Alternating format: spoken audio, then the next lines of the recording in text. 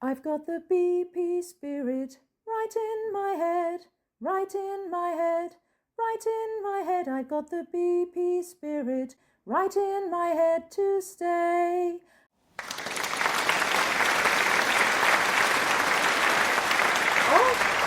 各位伙伴大家好，今天日期来到2026年的3月11号，我们的主讲汪甫已经来到线上，我们直接来邀请汪甫。Hello， 汪嗨，甫你好，就麻烦你就啦。好。那么我们先来讲一下大露营好了。我觉得从不主题吧，就大露营。我们从那个大露营的美食坊来开始，看看人家是怎么运作跟规划这件事情的。然后我们先来看看一点大露营过去的照片，比如说呃。好，像大家现在有看到这个，这是哥伦比亚嘛的帐篷，然后它有卖咖啡，OK，然后你看，像大家猜一下这个黑色的是哪个国家？德德国。国的帐篷啊，对 f o o d culture 就是他们事实上不只是吃饭呢。那它有几种形式，就是每个国家有自己一个餐厅，然后大家各自进去吃，然后你自己收哦。然后另外一种呢，它是比如说这种美食广场，像百货公司地下街，然后就比如一大圈买食物，然后你到中间吃，两种都交错频繁的出现哦。然后这一次会是在这个中间一起吃的，那我们一起来看看美食坊。2019的时候呢，去弄美食坊的国家不多，我看一下我抄的笔记，有巴西、加拿大、智利、哥伦比亚、德国、匈牙利、意大利、荷兰、葡萄牙、英国、美国。大家会发现没有亚洲，也没有中东，这是在2019那一次。哦，2023的话有马来西亚，然后德国啊、瑞士啊这些比较常有的。哦，OK，那我们等一下来分析一下。停止分享。我们来看看哦，这是一份过去这种文件好像比较少放出来，但是我们之后会把它放在网站上。哦，放原文会放在网站上，跟简单的说明。像这个是我们 CMT 收到的，然后我把它简单的用 AI 跑一下。他说呢，第26次的这个世界大露营的营运说明，他就是叫大家各国要来评估跟报名啊。然后他就说 ，OK，在这个广场区域，设置 full house，然后呢，这牵涉到了营运啊、法律啊、财务啊等等各种风险，所以请大家评估自己的能力、资源和目标，你是不是要经营这个 full house？因为，大家觉得经营一个国家，我们去经营，然后有4万个客人在那边，而且还待10几天，大家觉得这个一场大概可以赚多少钱？猜一下。如果你觉得可以赚超过50万台币的，请按爱心。嗯，你就可以赚10万到50万之间的，来按一个赞好了。如果你 OK，你如果觉得会超过50万的，你就放鞭超过50万的就放鞭炮，有个拉环，有吗？哦，你觉得会赔钱的，按一个哭脸哈。所以你们2种，你们只能选一种啊。这个其实都是有可能的。好，也是你说的也是没有错啊。好，那我们来看一下啊。好，接着呢，哎，对不起，这字会不会太小？放大一点，这样子。好，然后呢，这个广场区是本次大露营的核心区域，也是整个活动最主要的社交空间。好，然后除了，哎，是有人要讲话吗？等一下，上一届就赔钱了。是的，是的，有听说了。好， OK， 好，那我们继续哦。最主要的社交空间，然后呢，世界各地的参与者，然后还有 IST 以及一日访客能够互相交流。还有2个，第一个是国家文化与童军传统的输出哦，所以你看刚刚德国的帐篷里面，它是 food and culture 这样子，然后透过特色料理分享各国的饮食文化，所以严格来说，它就是一种文化的分享跟文化的输出。哦，然后大家自己评估。那他用美食街的美食广场的，所以各国摊位围绕中央的餐桌区，然后促进交流，提高访客。就是你想吃这个，你想吃那个，你可以就是每一摊都点来这里一起吃这样子。然后鼓励各代表团提供符合不同文化、宗教、饮食需求的菜单，这通常会是一点挑战啊。比如说台湾出卤肉饭，那它猪肉，所以你可能得出牛肉版本、清蒸版本，不只是牛肉，要清蒸版本的，然后你可能要有另外一套餐具。哦 ，OK， 那所以有些国家就没有选择，就是它只是注记跟说明。然后他说这个 Food Service Team 将提供这个相关的协助跟建议。OK， 所以他会要求你至少要满足，你不能只有一种这样，不然你就是那种很安全的。但你想象那个很安全，比如说那个瑞士和那个 cheese 烤面包，然后大家觉得这个接受度已经够高了吧？但他还是会被要求说，麸质过敏，因为你只用面粉，你那个麸质过敏，你还是要打上去。所以，世界大陆营的团队是世界童军总会算蛮有经验，它事实上有一些 SOP， 然后会提供给大陆营的主办国，然后大陆营主办国应该要照那个来要求大家这样子。然后呢，营运协调将由这个 Service Team 负责，并且由 Office 专门 Office 支援。什么时候嘞？7月31到8月8号。我个人觉得他这应该是打错，应该是7月30，因为我记得开幕是7月30吧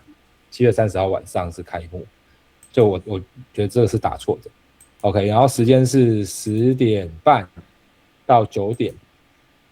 哦，那包括访客也可以来哦，就是所以你说的是报名的那个一日券的也可以来这里吃，因为一日券它会在这个广场区活动，然后9点以后到11点只限成人。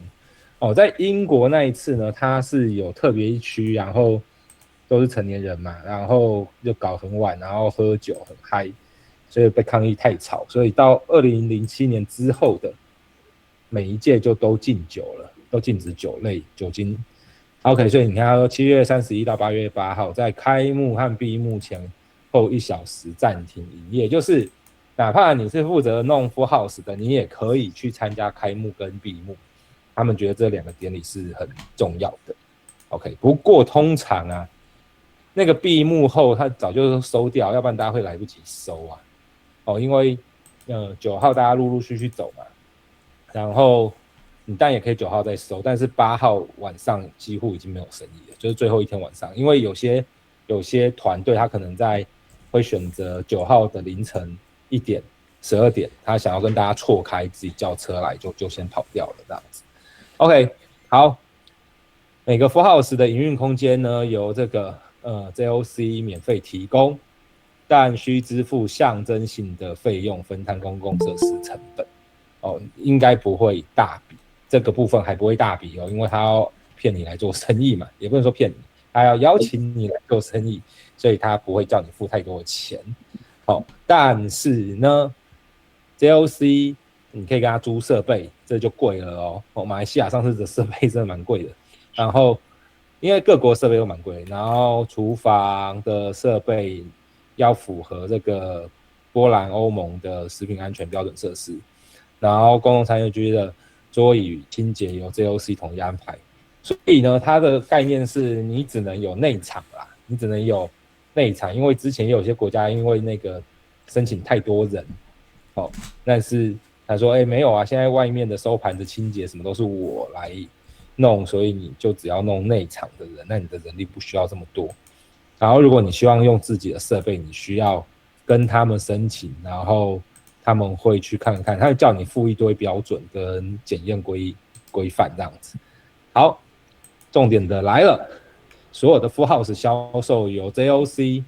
的实体统一处理，代表团将以 COC 的名义销售，所以代表团是代表大会来卖这个东西，发票都是开大会的，钱必须给大会。所以 JOC 就是他们为了办这个世界大露营成立的一个基金会，有商业登记并且有纳税，所以你的东西是要会缴税的，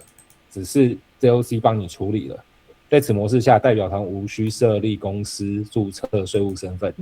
然后 JOC 会承担主要的法律跟行政责任。那所以代表团你只要专心的弄文化交流跟活动内容，就是你把好吃的食物、有特色的东西，然后宣传这些好弄好，然后每个副 house 有独立的财务账户与财务的记录，然后你可以定期的，他会每天跑报表给你。OK， 所有的食材与耗材要透过 JOC 中央采购系统订购，由指定供应商负责采购，所以你不能带自己的。那当然储存配送他也会帮你，所以你必须要提供你的预估，但这个很难。像之前台湾有一次弄 full house，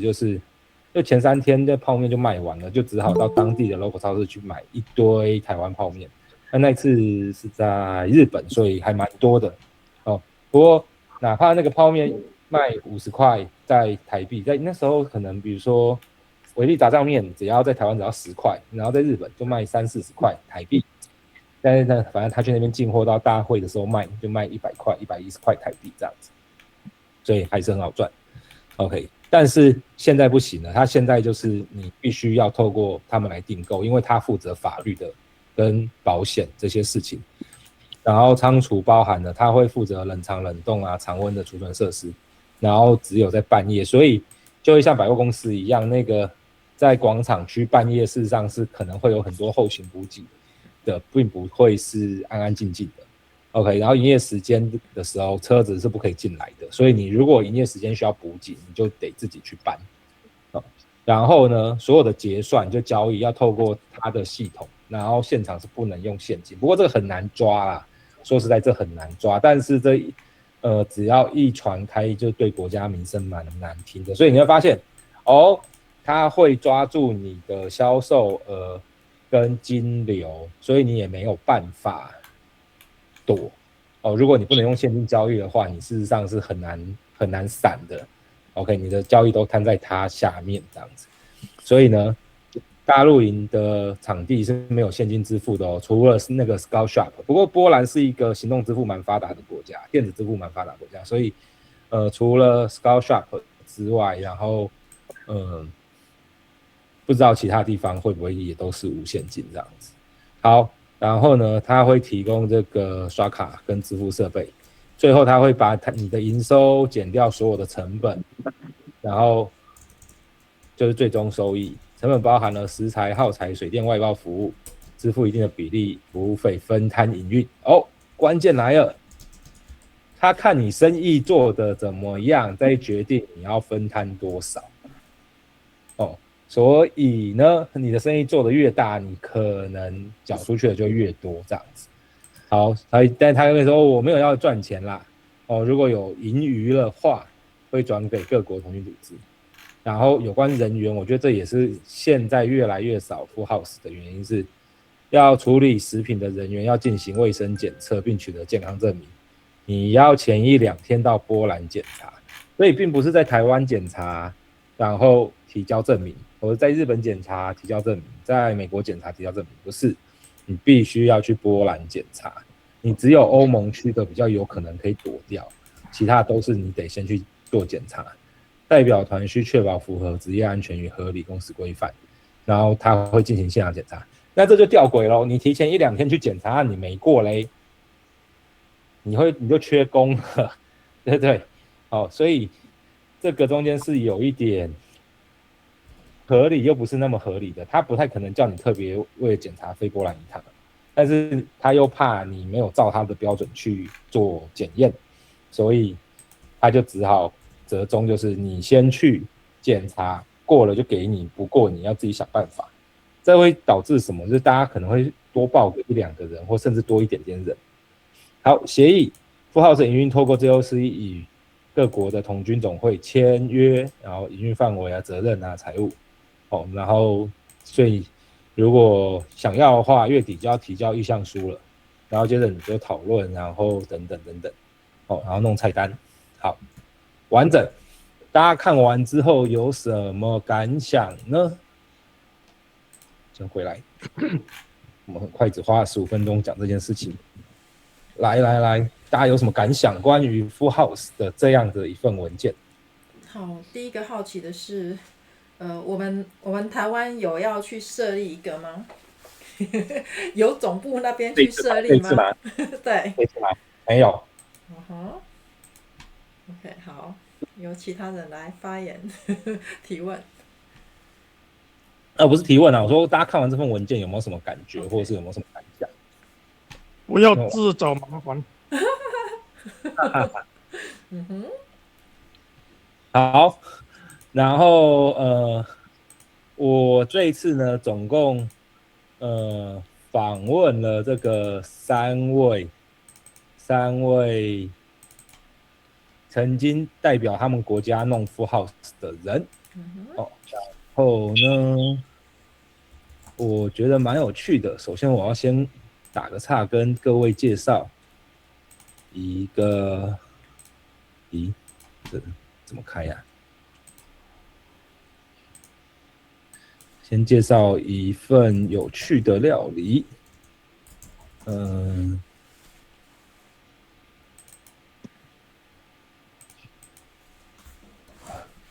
到，先来分享这个，分享视窗。好，大家有看到这个东西？有吗？有。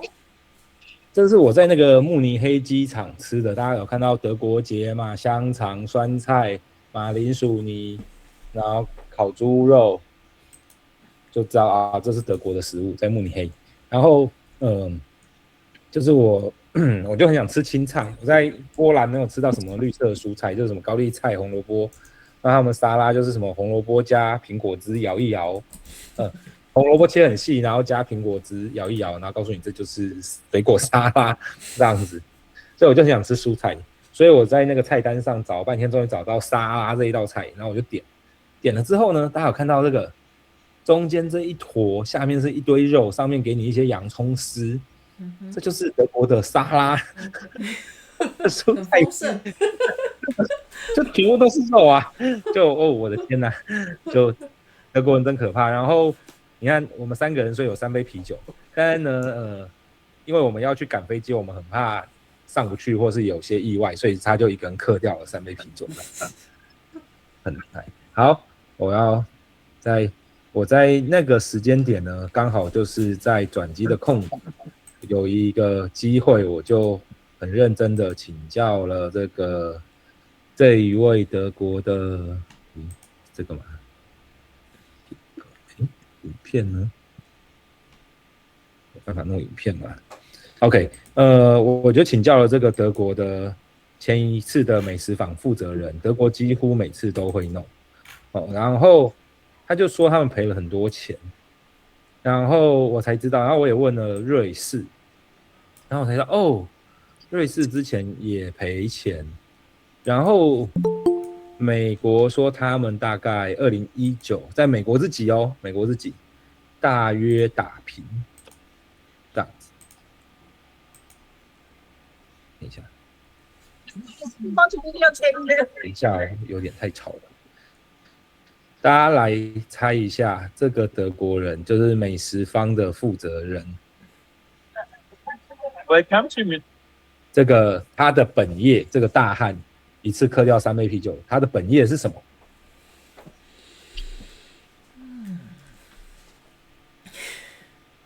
觉得他是在餐饮管理工作的，请按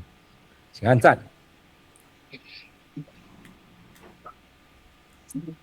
觉得他是厨师的，就是如果他不是经营餐厅干嘛，但他个人是厨师的，请拍手。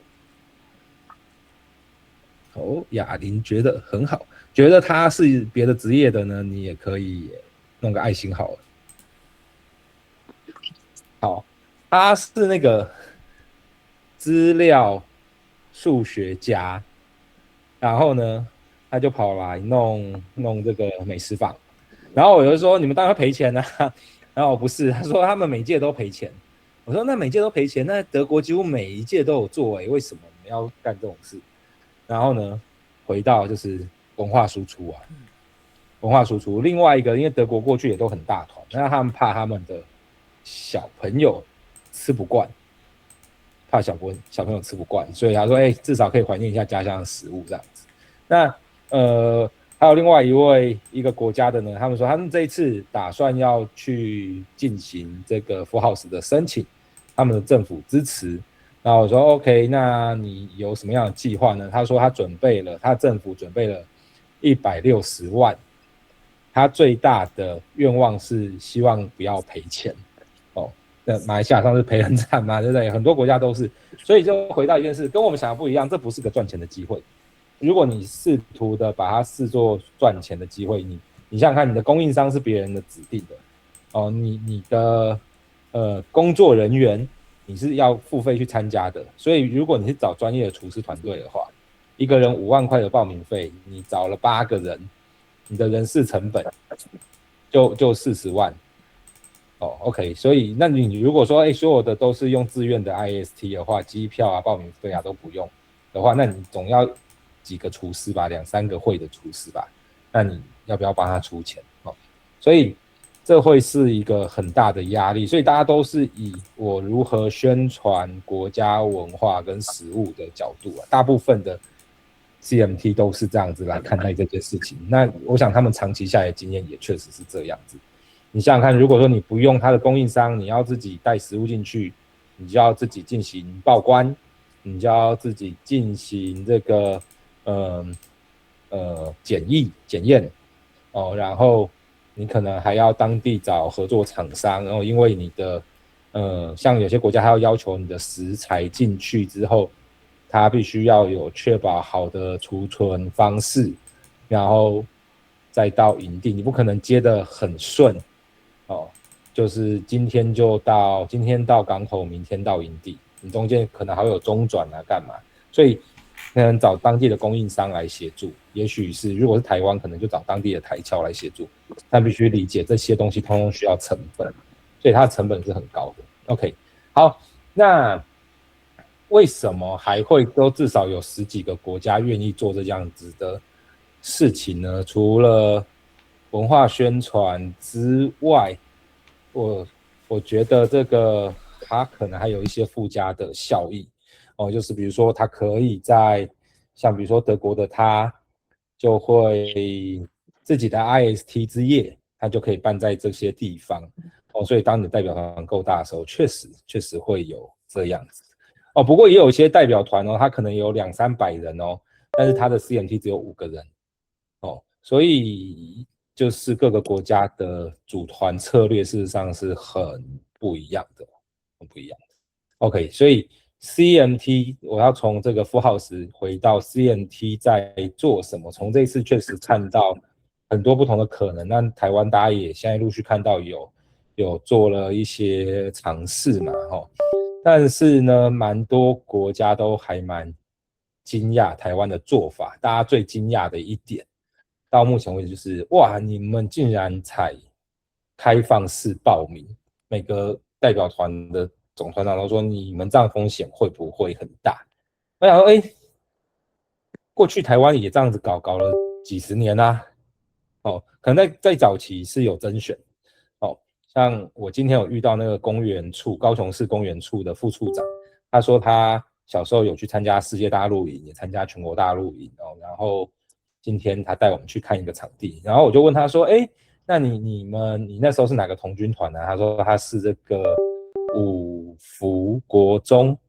高雄五福国中的学生，然后他们的班导是童军老师，所以他们全班都被抓去参加童军团，然后他就这样子，父母同意下，他就去参加了1991的韩国雪玉山世界大陆营，然后他说印象最深刻就是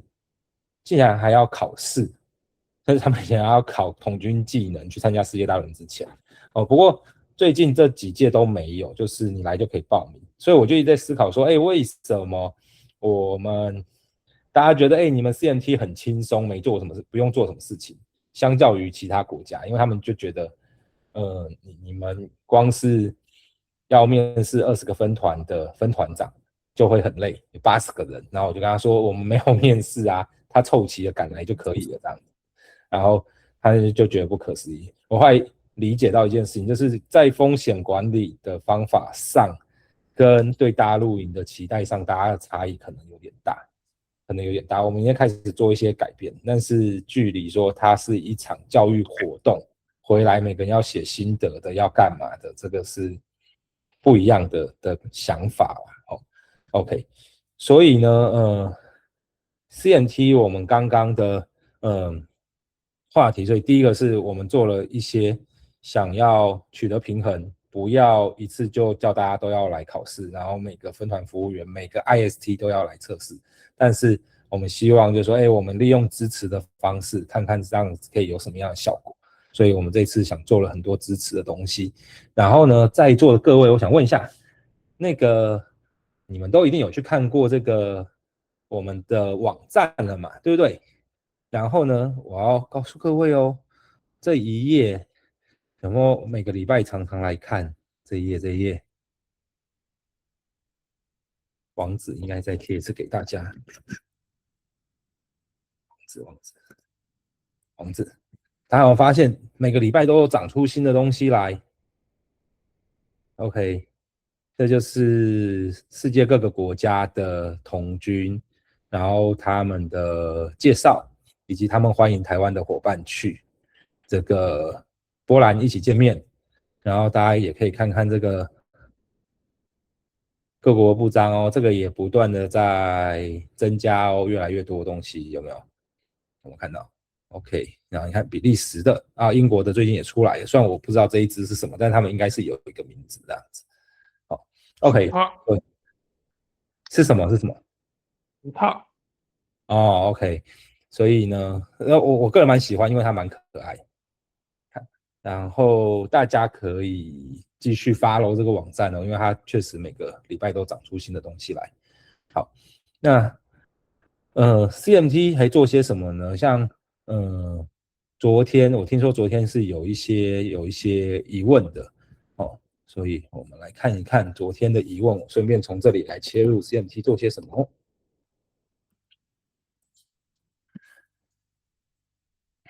比如说，希望 IST 取得急救证照，但最需要是先照顾好自己，出国不要主动去救援。各国有不同的急救方法及 Safe Home 的急救流程。哦，对，没错，这是好的观念。取得急救的证照是让你知道跟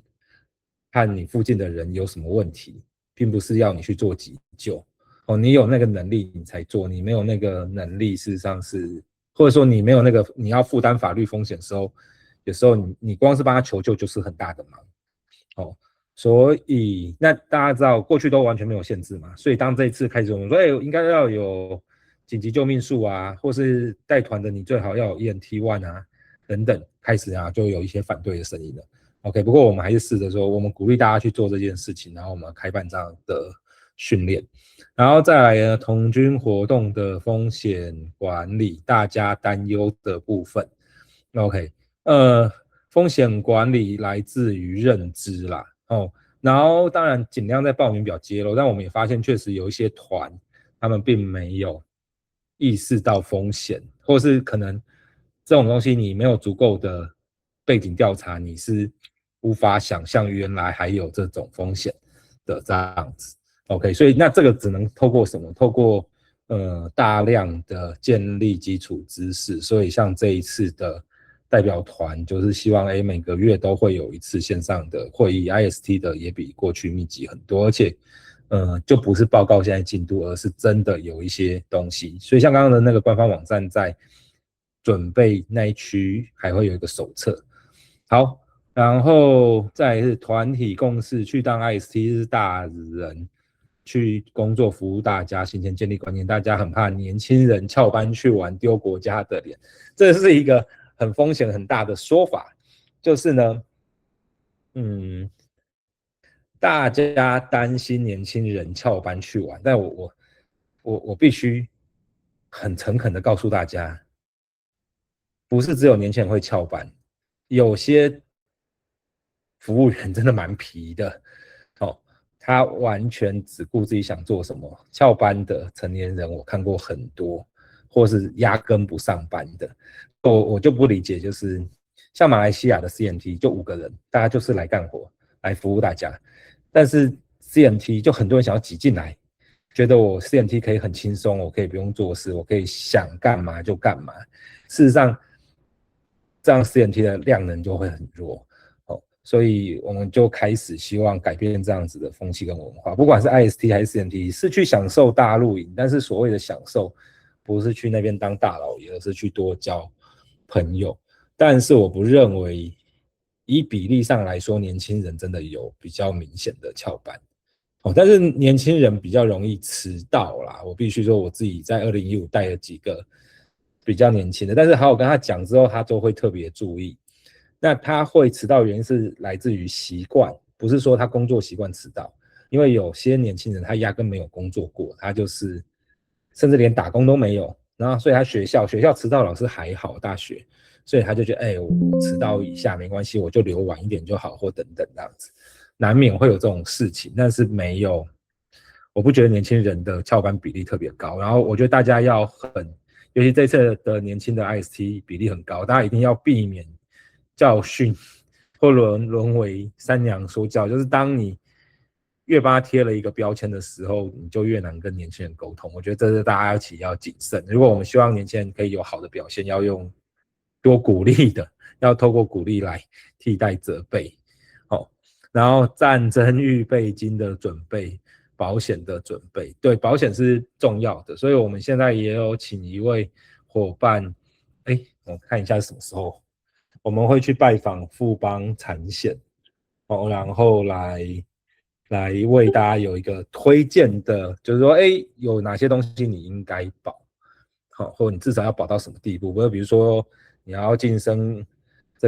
你要进波兰，他们有特别的签证，然后基本的保额你一定要有保险。然后大露营期间呢，我们目前是寻求赞助，想要帮大家再加强保一段大露营期间的保险这样子。然后不过在大露营的营区内的所有医疗活动都是不用钱的，你只有到医院去的话才会需要牵涉到钱的部分。但是战争预备金的准备，哇，这个就很难，刚好最近就是时事嘛。然后这分为，第一个就是预备金，如果真的发生了，然后要怎么跑？那这一次刚好我们的邱一志邱副秘书长还有盛孝敏伙伴，他们刚好在卡达开会的时候遇到这一次的战争，所以我也正在约时间跟他们请教，说，要怎么处理。但是他们有几个当下，他每天都有跟我们回报嘛。然后第一个他是说，他就卡达童军会帮他们安排了很好的食宿，以及还安排怕他在饭店太无聊，安排很多的活动给他们做，包括什么用阿拉伯文写名、阿拉伯书法写名字啊什么之类的这样子，游戏啊等等。但是呢，尽量不要外出。因为你还在室内是比较安全的，不管怎样，你在室内是比较安全的，所以如何撤退到有室内合适避难的地方？那大家有看到，就是说有些避难实际上它只是很简单，就在地下停车场或者是这样子的地方，或者是百货公司的卖场，或者是学校的教室等等。但比较大的问题是你要如何回来啦？因为在那个时间机票都很抢手，而且那外交部或代表处能帮助你的就是，你今天要透过好几个不同的国家，他开证明给你，他办临时签证，协助你去办临时签证，让你可以过境那些国家，但是他不可能帮你出钱，这是很合理的嘛，你还是最终得自己出钱。那问题是保险又没有保这一块的东西，保险就是战争它要豁免，所以这个就还在评估啦。那除了也许预备金是一个让你可以从当地像我们当初有想说要准备1万块的预备金，但这也还在讨论中。那这个顶多是让你从当地危险的地方离开，而1万块是几乎是没有办法让你有办法回来的。我讲实在话，所以如果真的怕的话，那当然就是劝退是比较合理的，或是他退出是比较合理，大家也不要去担这个心，或是冒这种风险。好，但是呢，会有一种很特别的情况就是波兰那边没事了，台海发生的话怎么办？对不对？因为台海的关系也是很紧张，台海发生怎么办？我们那时候有问波兰这个问题，我说，如果我们就是临时不能去了啊，那怎么办？然后他就很为难的，但是他后来想一想，他就回答我们说，我们会把剩下的钱，因为有些已经前期投资干嘛有的没的嘛，那我们在活动结束后会把剩下的钱退给你们，我们会算一算，然后把剩下的钱退给你们，但是可能不多。这个就是目前得到的答案，先跟大家汇报一下。好，所以围绕这些事情就是原来 CMT 这些事情通通都在考量内，然后也做了一堆应对啦。然后我们同时下礼拜就会去拜访一家大型的航空公司，看看他是不是能够赞助啊，以及他给我们一些机票的优惠这样子。好，以上先回答昨天的问题。那 CMT 这次还有一个蛮重要的任务，就是国家展览馆。过去的也不错，事实上2023的也很丰富跟多元台湾的馆我觉得真的做得还不错，只是过去可能比较没有一个一致性的，然后比较没有那么的精致。大家看墨西哥的就会弄个那个什么中美洲的金字塔，然后放一大堆道具，以及整个里面的布置、色彩等等。那像加拿大或是德国，他们也都有很独特的帐篷。所以像我们这一次呢，我们就是想要去申请政府的经费来做国家展览馆的，请台湾的新锐设计师来帮我们设计一些东西，然后并且协助国家展览馆的一些营运，那这样子就可以省一点钱，因为你想要做得更精致，但你不可能从小朋友身上挖更多的钱出来做这件事嘛，或是 IST 身上挖出来做这件事情，这是不太合理的，因为那还是应该要有一个比例，你可能每个人都负担了总团部的一些营运费用，但是绝大部分应该还是要用在每个代表团的成员身上，尤其我们这一次觉得大家装备可能会比较缺乏一点这样子所以像 CMT 也很认真在做这件事情。然后刚刚提到的比如说 logo 的授权啦，然后像网站啊，这些都是过去没有做过的，但是我们认为这一些很可能都是标准配备啦，标准配备，所以让大家去看一下世界大陆营很多国家的网站，真的都做得还不错，而且行之有年的这样子。OK， 以上是我对于大陆营简单的分享，关于 Full House 或是 CMT， 大家有没有什么建议，或是有没有想要问我的？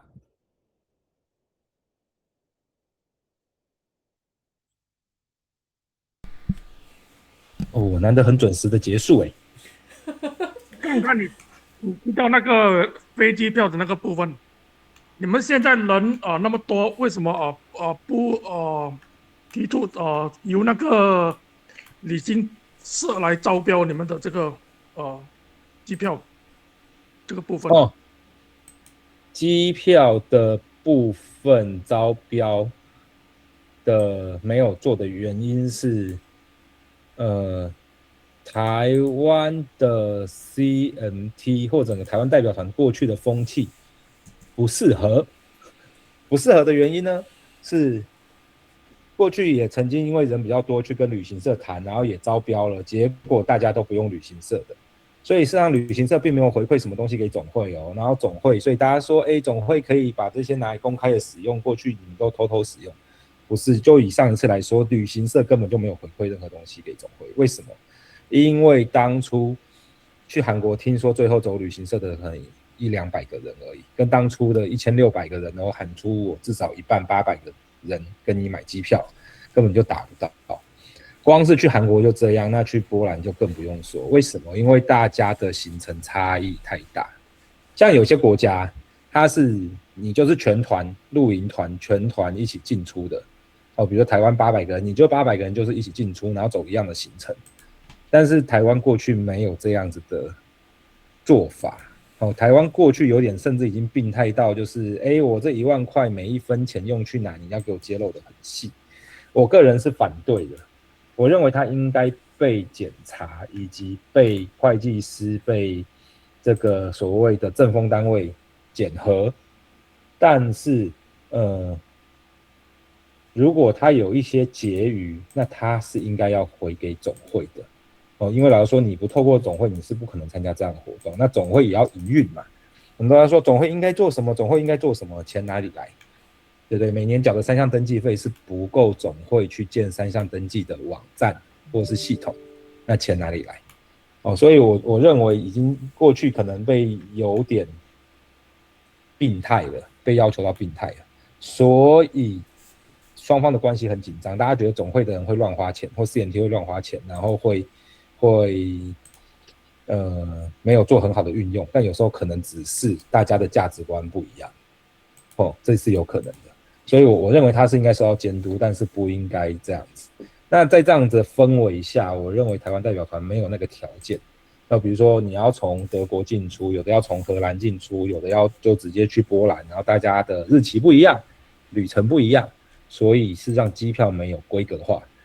哪怕有800人，这800个人可能有30种、50种机票，所以这件事情是没有旅行社想接的啦，没有旅行社想接的。所以我们直接找航空公司，让航空公司比较有经验去做这种折扣专案这样子，所以没有找旅行社包机票。以上，感谢提出来。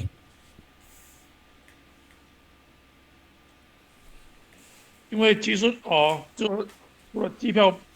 方面之外，就是说你到时你抵达波兰，然后从机场要到营地这些东西，如果说有一个专门的单位可以负责，那其实可以减少做那些这个风险，对上的那个顾虑。不然如果你这个东西到时候又一部分自己处理，到营地有些由那个主办方处理，到这个也是很乱的。没错。所以我也私心的说，就是我认为这种旅程对于分团长要有一些要求啦，分团服务员要有一些要求，但我们上没有任何要求，所以你就只能让他的行程、让机票让他自己处理，让他才会皮绷紧来自己对自己有要求。这个要求有很大的帮助在于，如果真的发生意外，1200个人要逃跑，跟30-40个人要逃跑，绝对是30-40个人自己跑比较好，比较容易。你今天有一台车你就上了，我就比如说我要30台游览车我才要上，怎么可能？对不对？有一台就要上，谁上？哪一团先上，其他团通通都会出来靠北。所以各分团服务员要有能力可以处理紧急状况，所以最好的压力测试就是机票旅程你要自己搞定，中间出问题，行李没有到，护照不见，弄错，错过登机时间，你通通都得自己搞定。他要有这样的心理准备，真的有大浪来的时候，他会存活的比较久。但是也许未来，如果台湾代表团的成员都是经过挑选、经过测试、经过检核的 ，OK， 那就也许那时候反而用统包就很合适。那台湾过去确实有些服务员是很认真的，但也有一些服务员是等着天上饼掉下来的。那想要改变这个风气，就是得用物竞天择啦。我觉得就是自然环境的压力。那当吓到的，或是觉得原来是这样子，我天哪也太硬了吧，开始后悔的，那很好，退出或以后他就再也不会来当分团长，对整个台湾同军运动是好事。但是我相信有更多人会透过这样的方式说，哦，原来当分团服务员要准备这些事情，我要加强自己。我相信这样子还是会是多数的，这有点残酷哦，但是对，这当初这样子是有一些更长远的考量，就是我们不要有东西天上掉下来，让他躺着就可以吃到饼干的东西，这样对台湾长期的童军发展不健康。像现在台湾有这样多的分团，如果说你们走比如这个英国这个分团的方式来操作的话，你觉得可行吗？我觉得可能还要再2-3届吧，因为它要有很多的共识，以及大家都觉得哦，原来要这样比较好，所以台湾可能还在现在是做出一些尝试跟改变，然后是未来就会是整合共识跟收敛，会找下一条路，慢慢往理想中靠近。这我觉得，所以像日本也是全团一起去，而且日本就我的理解是，我不知道我有没有听错，因为日本的总团长上次跟我说。他们是全部都在日本集合，然后全部在一个地方集合，然后全部一起做行前训练。训练完之后，然后你检查装备有缺的补一补之后，全团带去搭飞机，全团一起去波兰。所以我觉得他不只是全部人在波兰行程都一样，他是从行前训练，然后就先，而且就热乎乎的训练完，然后带去波兰，从行前训练就把你集合绑在一起了。这样子，我觉得哦，这也很酷哎，这样子，对不对？他说，我怕有人没来行前训练，没有，你参加我的行程，就是连行前训练都包在里面的这样子。你不是半个月，他们在20天还25天，你就得全部合在一起了这样。以上分享。有啊，这个去年我们在木特的门口就看到那个日本团的，他们就像行军一样，然后每个人的背包什么，通通都是一样的。然后就一路从那个大马路走进来，就好像在行军一样。然后他们进营地不是要，就是门口不是会检查身份吗？他们不是说一个顺就是顺着进去，他们是在门口，然后围一个圈圈，然后有一点像是童军的开会室吧。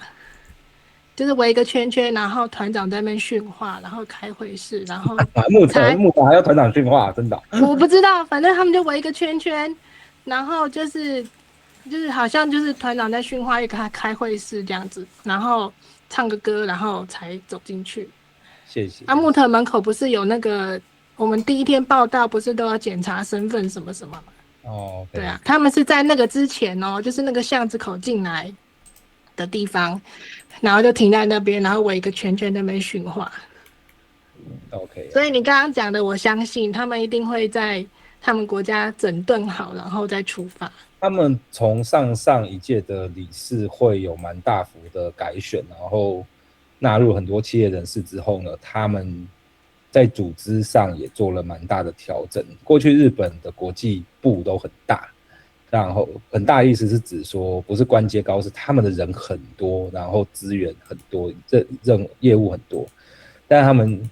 后来就把整个国际部拆掉，并到各组去，是各组都要有直接跟国际对接的能力。他们的童军总会的改组，然后他们的做法也做出了蛮大的变革，就值得观察。我们还有那个张渊祥大哥举手，大哥，请说。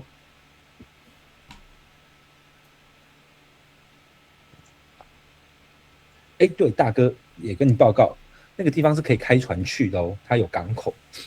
你们可以考虑一下。不好意思，我刚刚荧幕掉下来啊，那个我有曾经想过，那是一个岛，而且应该是临什么海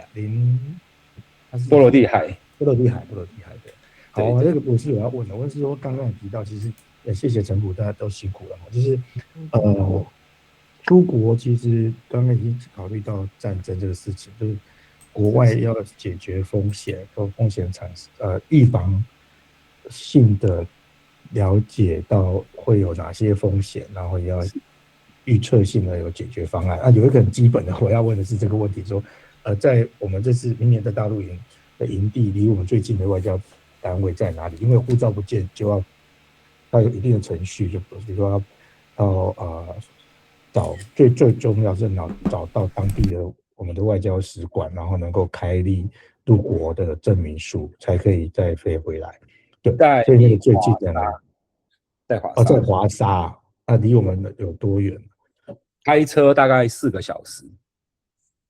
OK，然后所以如果有机会的话，7月会去拜访，然后我也请了外交部协助。那我们这一次请了一位在欧洲地区很资深的刚退休的大使来担任我们的特别顾问。然后他目前可能会陪伴我们一段时间，但他可能不会全程。然后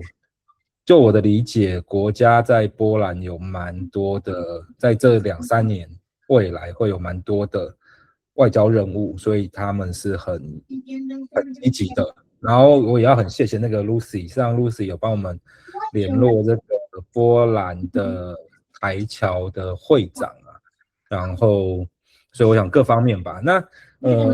我讲一下，我们也不是毫无准备啦，只是这个可能也没有办法说太详细。我们有找几个，就是介于2023年的经验，如果台湾要自己撤退，或者是真的要撤退的时候呢，那时候1600人，但是我们只找到了一间容纳100多人的幼儿园，而且那时候的分团长会议是请我们要自己去准备搜刮食物跟水，所以才会有这个想法说，当代表团大到某个地步的时候，我们需要化整为零，到当地的合适的地方去，包括可能是教会，包括可能是某些仓储中心等等这样子。那这些东西就必须透过当地的人脉，所以我们事实上也有人专门在负责这个紧急应变的计划。不过这个就是还不到有太多东西可以说的地步，还在联系中以及统整中这样。就我刚刚讲护照丢掉这个事情，其实是如果在大使馆当天就会发给你，就是对1-2个小时的事情。但如果能够去华沙，当然在华沙办是好的。那刚刚讲这个护照丢掉，如果外交部愿意在我们假设我们只照顾到整个营地大陆营的期间，那如果他能够在大陆营最后5天能够进到我们的营地来，万一有我们的团员不管 participant 或者 IST 他不见了，马上赶快给我们个证明书回来，让他可以顺利的搭上飞机回来。我觉得这个也可以事先就可以准备好。相信就如同刚刚讲，我们也都知道我们现在对东欧方面的友善跟想要交往，我觉得外交部应该会有机会可以进来我们的做这方面的服务，然后也问问看外交部还有没有哪方面的帮忙。对，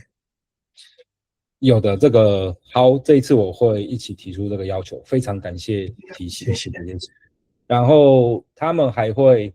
就是那个国家展览馆要省钱啊，就是拿外交部，他们就要常常推广台湾嘛，在欧洲所有的这个办事处都要常常要推广台湾，所以他们也有一些现成的布置，然后或是简介，或是小纪念品，然后这个也是他们也有答应这一次会支持，所以就是有感受到他们善意，那我们会要提更具体的东西这样子。那他可能会在营地附近 stand by， 但不会进来，因为进营地的成本有点高。但是他们我们预计会在营地附近有一个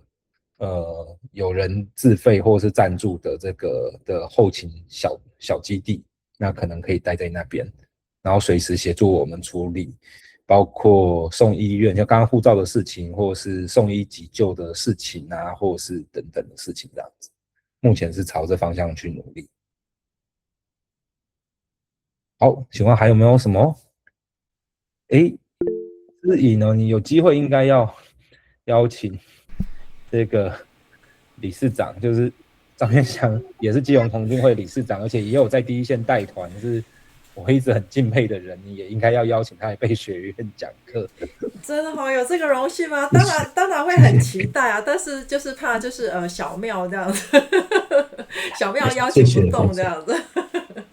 不要这么讲，志毅团长，谢谢。我们就我是我试着努力来要邀请这样子，因为我想其实这铁定是对我们的同居运动会很有帮助，那对伙伴们会有很正向的一个不管是在各方面的一个影响力啊，就是说，所以到时候就是如果有那个我这边有做好邀约的时候呢，我们就是请那个渊翔这边呢，这里多多支持这样。哦，我必须说，就是我在大陆营是真的遇过。不好意思哈，我这边现在暂时那个讯号突然断断续续，没听清楚。但是我可以继续，就是我很向大家郑重的推荐，可以找张渊翔理事长来做分享啊。他虽然他有民间的商务的身份，然后之前有一些官方的身份，但是在大陆营期间，他真的是在第一线服务的，我看过很多次，然后很辛苦的在烈日下指挥交通这样子，所以我一直是很敬佩的，就是他并在以他的角色到大陆营上，也许他可以有一些福利的，但是他是一直都在第一线，真的跟大家一起互动，是一位真正的童军领袖。好，大哥，请说，请说。谢谢。不是，请你刚刚不要，谢谢。请你刚刚那个网址再放一下，因为我好像已经看不到那个网址。哦 ，OK， 大陆营，没问题，立刻贴给你。然后啊，你刚才也提到英国那个吉祥物那是水獭，他们还取了一个名字，而且那名字是，从这一次我在仔细看到他们有帮吉祥物取名字的，然后也说明对吉祥物设置的缘由，然后也有青年的人的构想。然后呢，这个名字是跟当地的语言有关系，它是引用芬兰波兰语里面的一个勇气，刚好跟这一次的大陆营主题有契合，所以我觉得蛮厉害的。所以我们其实我这样看起来大致上也有一种是像英国这样会以现场会出现的动物或者是大陆营的象征，像我们参加19年美国大陆营现场会有熊出没，会有鹿是非常多的熊，是大家知道，所以英国就把熊放在19年的他们的 logo 上，吉祥物上。那23年在韩国是以老虎当他们的 logo， 那当然现场不可能有老虎出现，我也不知道为什么韩国要放老虎。对，那到这个波兰来，他们的那个好像最高童军就是什么 Tiger Scout， 对不对？他们应该是这样子的，没错。那这次水獭，我觉得因为这个格但斯特嘛，那个地方应该是有水獭的，我就没去仔细看这个字，但是就很厉害，而且它很多是很休闲的，像15年我看英国童军那就放了一个大躺椅，非常大的躺椅在他们的营区的那个叫做摊位上面，对，大家都在那个躺椅上拍照，非常享受那个大陆。所以在大陆营上，刚刚陈普也提到，就是说我去这边服务，其实我在服务当中非常的享受。我遇到我们同队有70几岁都移家来了，我连续2届遇到他，啊，很开心。有一群那个在我们同一工作安全部门里面也有，全部都是南美洲几个国家的年轻罗浮，我们围在一起工作。他们是自己有一些比较的工作跟我们不同组，可是我们毕竟在比较大的部门是相同的，都会融合在一起，然后在 ST 的帐篷里面大家都很开心，所以我自己就认为就不一定要去 CMT， 自己在 CMT 能够做更多事情当然很好，但如果你要去享受大陆营也帮助孩子的话，站在第一线是非常值得去做的事情的。认同。好啊，这个有机会的话，对啊，我觉得就再聊聊天分享是还可以的，对。是的，我也认同，我也觉得 IST 是最好玩的，有机会我也希望可以回到 IST。那我要跟大家分享一下，这个是那个席宏团长整理的，这个是那个荷兰的他们的分团部章，因为我们这次的分团部章就是每个分团希望有一个自己的部章，但全部又是一个系列的嘛。大家可以看一下荷兰，他这一次就是用他们国家所有的昆虫然后希望他们的这个童军伙伴可以来也多认识自己的国家，可以介绍，所以大家可以看到这个是很多种 OK。 那因为荷兰也都是很大的代表团啊，所以他们的人很多 OK。 那当然他们的每次的这个传统就是会有风车哦，几乎我已经看了连续好几届都是就是风车，是他们的代表 ，OK。然后当然他们的分团部长通常是一系列的。然后大家可以看一下，我并不是说台湾的不好，大家可以想象一下，台湾的这个就比较传统一点，就是真的就是给你一个编号。所以这一次我们想要试的方式就是，我们这一次来弄弄看这样的系列。好 ，OK。然后呢，我们再看看这个是瑞典，瑞典的，你看中间这个是 IST、CNT， 然后也是各个不一样的每个分团有自己的小故事可以来讲。然后这个是墨西哥的，墨西哥也是一直好几届都是很显眼的。这个呢也是墨西哥，但是这是2019年的，墨西哥的，所以中间的这个很难换哦。OK， 然后大家可以看看，就是你看有 CNT 的，就是这个也是我蛮喜欢的一个系列。OK， 芬兰，对，芬兰、挪威。那我们的今年想要要用怎么样的形式？我们今年的呢会用台湾民俗生活的主题，有5个主题啦，然后还在设计中，但是台湾这一次采用一个比较不同的，给大家投票，就是说大家来决定说只能有买自己分团的，或者是我可以买自己分团的加买2套全部的，或者是完全可以购买任何都可以买任何分团的。像荷兰的操作方式就是我可以买任何分团的，所以布章就没有什么任何的稀有性，但是他们可以很容易的去透过布章去说很多故事，然后交朋友。荷兰代表团的总团长跟我说，他们上一届在韩国的时候呢，他们总共卖了5万多片布章给他们的小朋友。然后他们还有做另一件事情，就是只有大陆营的只有代表团成员可以买布章。你如果是国内童军没有参加大陆营，你想要买布章就要去跟这些孩子买，那这些孩子可以卖比较贵，然后趁机筹一点旅费。那我们这一次各分团已经投票了，是采用第2种，就是我只能买自己的，再加2套全部的。然后 ISD 的部分呢，目前5月才会进行投票，还没有投票出来。这个也是我很喜欢的一个系列，这个是那个克罗埃西亚。克罗埃西亚，因为他们是那个领带发明的国家，所以他们每次分团就都是给你不同颜色的领带这样子。OK， 好，以上简单的分享，请问大家还有没有什么要提问的，或是想要给我一点建议的吗？好，各位伙伴有没有什么特别？有哦，风月来，风月请。我想请问一下，我们就是IST 不是说要会分组吗？那个会是怎么样的分组方式？自己找啊，自己找，这样才好啊。好，这也是一个很大的变革哦。过去的 IST 都是就总会帮你分好了，你就是哪一组，所以分团长都找不到分团的团员，分团团员跟分团长也不熟，所以这次计划透过行前见面跟一同准备的时候呢，大家自己找，我们这一群15个人很熟，我们就自己成为一组，然后我们就推一个 leader 出来，所以不会有40个人一组，因为我觉得那个没有什么效率。然后这一次安春啊，他就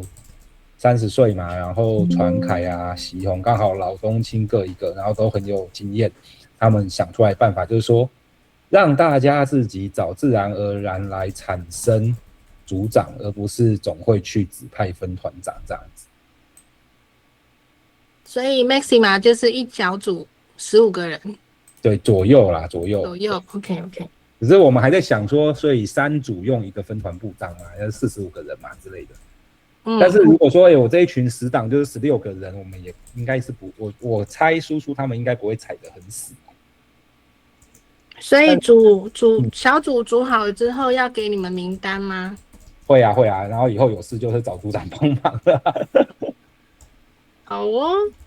对，有没有很不一样啊？对呀、所以就有边缘人哦。但你想想看，如果他在国内就是边缘人，他不跟别的 IST 互动，他出国去跟谁互动？所以边缘人吃亏是自找的，他要负责啊。我觉得这个很重要，就是开始要把责任回到每个大人身上。你出了社会交不到朋友，你自己也要负一点责任嘛，对不对？对，所以这也是这次很大的从本质上的改变之一。我每次都在被学院讲初二惊天秘密这样。这是我们谢谢所喜欢的。好，太好了。那我们还有谁呢？谁要再来做提问、做交流的呢？来，那这样子好了，我们先来拍个照，如何？现在拍个照，那就是有时间有那个就是有感的可以先下线，那有要交流的可以留下来。好，那大家现在这时间点来开镜头。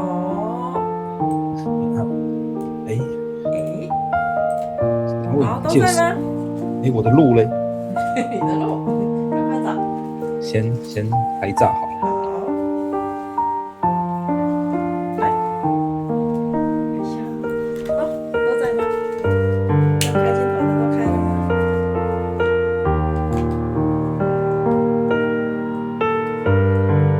好 ，ready 咯，3，有，等一下，3、2、1，好，跟大家拍照，耶，好 ，OK， 感谢，今天非常感谢各位的参与交流，